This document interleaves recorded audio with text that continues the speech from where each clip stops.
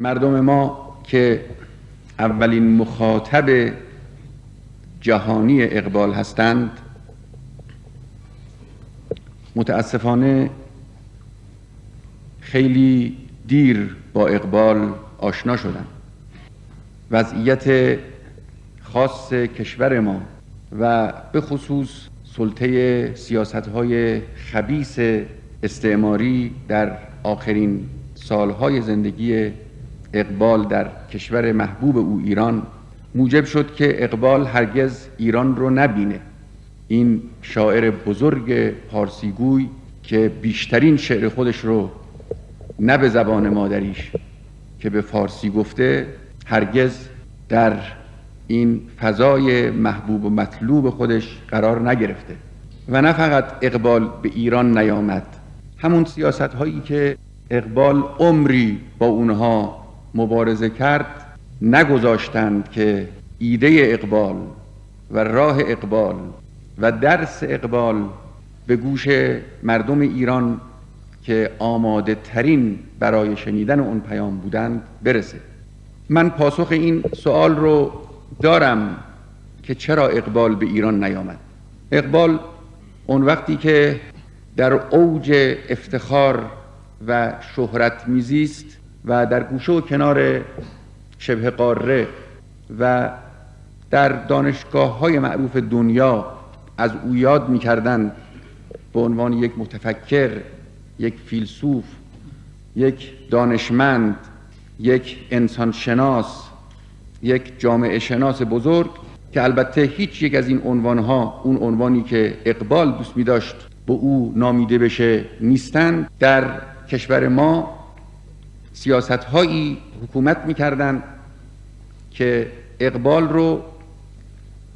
به هیچ عنوان نمی‌توانستند تحمل کنند. از او به اینجا دعوت نشده، زمینه برای آمدن او به این کشور فراهم نشده، کتاب او تا سالهای متمادی در ایران چاپ نشده، به عنوان کتاب معرفی نشده.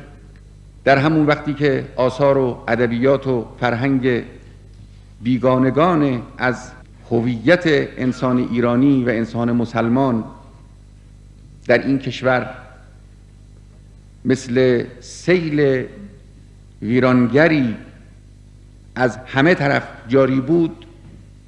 شعری از اقبال، اثری از اقبال در محاضر عام و در منظر دید عموم مردم نیامد و قرار نگرفت. امروز جمهوری اسلامی یعنی تجسم آرمان اقبال اینجا تحقق پیدا کرده. اقبالی که از بیخودی شخصیت انسانی و اسلامی مردم و مسلمان رنج می برد و محو شخصیت و ذلت روحی و نومیدی در انسانهای جوامع اسلامی رو به چشم بزرگترین خطر مینگریست و با همه توان فراوان و وسیع خودش به ریشه‌کن کردن این علف هرزه در روح انسان و در ذات انسان شرقی به خصوص مسلمان همت گماشته بود. امروز اگر زنده می بود می توانست ملتی رو ببینه که بر روی پای خودش و سیراب از سرمایه‌های ارزشمند اسلامی خودش و متکی و معتمد به خودش و بی‌اعتنا به زیورهای فریبنده غربی و نظام ارزشی غرب داره زندگی میکنه و قدرتمندانه زندگی میکنه، هدف می آفرینه و در راه اون هدفها حرکت میکنه و عاشقانه میتازه